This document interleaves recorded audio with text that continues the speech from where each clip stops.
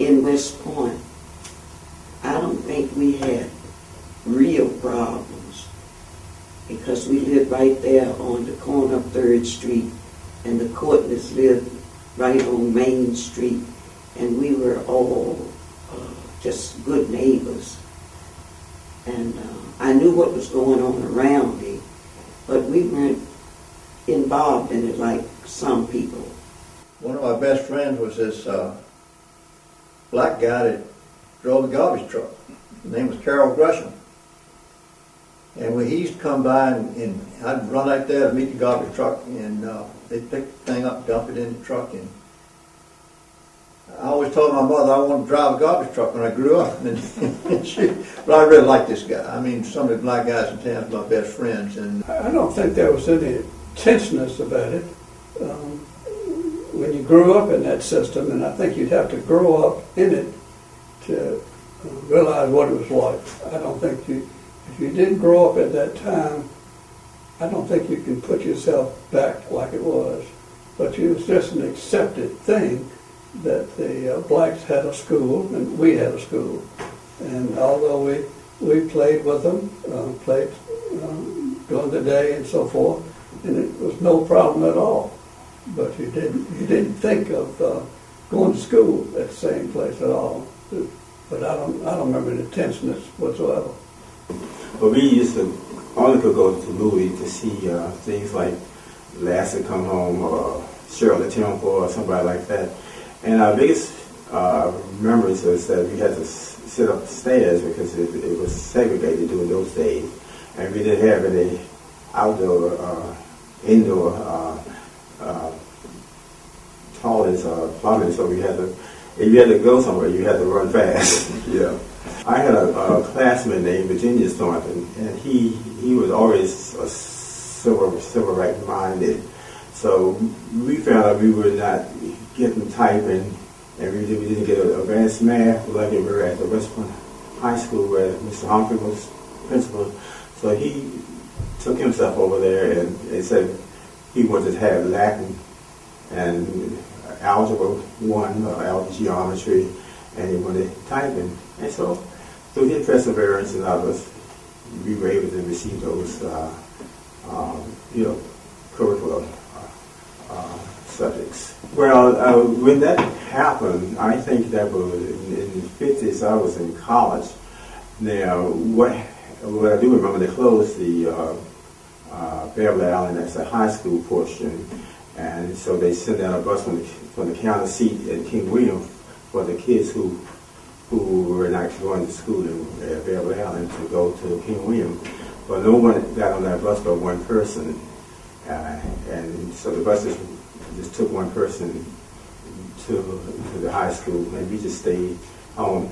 And there again, my colleague and classmate, we had 1 year or 2 year of college, and so we were helping tutoring the kids who were not going to school at that particular time. And I would dare say that our civil rights case here in West Point was just second to none, almost as low as at Prince Edward County during that time. Yeah, we got along pretty well, but I do remember some fights that we had a little, not a gang fight, but I remember walking home from 12th Street, where the Dobbins and the Thornton lived, and we encountered, I'm going to call him Ronnie, in his gang. He had this big barbed wire and a pipe or something, so a little scrimmage, but after that we got along pretty well. I have to say that was just common happenings, We didn't carry any grudges or waving the flags and everything. King and Queen County would not give the King and Queen children a bus to go to school. But some of the residents in King and Queen put a bus on to send us to school. But we just ignored things and we just studied. King and Queen had no high school for us to go to. And it was 2 residents over in King and Queen. They bought a bus to give us transportation to come to West Point, to Beverly Island School. and we had to pay $3 a month to Beverly Island and $2 a month for transportation. It was before, it wasn't as bad, you know, before it was. I started in 1945. Well, the people in West Point, they treated us royal. And our parents would tell us, you go to school to learn, not to criticize. You go to school to learn, so that's what we did. I think we got a good education now, because it made us what we are today. And it did bother me that I was working with the Red Cross back in 1950s. And of course then immigration hadn't come about. And I would go down to the drugstore and eat my lunch. And it always bothered me that when the blacks came in, they put that order in and into a bag and had to go out. That bothered me because some of those same people were people that I kind of grew up with. We got along fine. We played with the black kids when we were little, and when the time came to go to school, we just went to the, what school you were designated, and we always felt that's the way it always been, so that's the way it should be. So we didn't think a whole lot about it. When they integrated the West Point High School in '62, that was my senior year. That I think 8 black students were admitted that year in the 8th grade, and I was a senior. I remember they made everybody had to go into the auditorium and sit down because didn't want any ruckus outside, and they had all the reporters come down from Richmond and state troopers and people all over the place looking for a big story, and nothing happened. And they were just admitted, and the article in the Times-Dispatch kind of worked around till finally they were just talking about the big columns out in front of the school because there really wasn't any story. I was caught up in the segregation part of West Point when they closed Beverly Island High School down. And I didn't attend high school in West Point. I only went to the 8th grade. And in 1952, 53, I stayed out of school a whole year because of the closing of Beverly Island High School.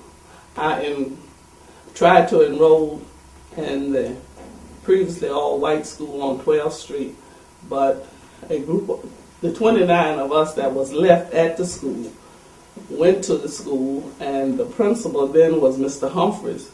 He refused to let us in. Well, from that point, our parents were behind us the whole time, and the town had bought a brand new bus to send us to Hamilton Holmes High School, 16 miles away. But our parents refused to send us because we were residents of the town and they paid taxes here in town and they wanted us to get an education here in town.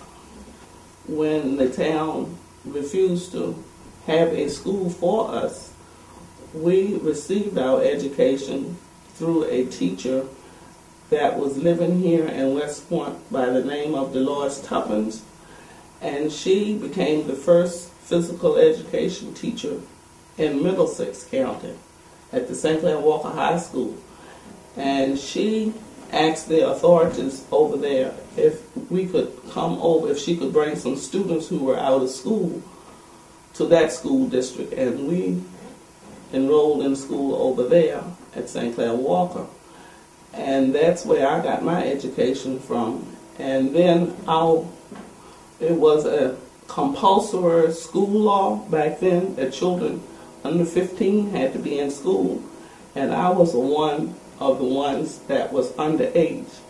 And so they arrested 9 of the 29 parents in West Point. And then we had to go through the court. And that's when NAACP came in, and that was in progress here in West Point, and that helped us a whole lot to go through our struggles. Well, I feel now like I was a pioneer on the situation, but to help to get the schools integrated here in West Point. everything was peaceful. We, demonstrated and marched on the town and everything. They sent the National Guards out to watch over us, but we didn't get any recognition here in West Point. But we were just like the little people in Little Rock, Arkansas, and Prince Edwards and everything, but West Point never to get on the map about it.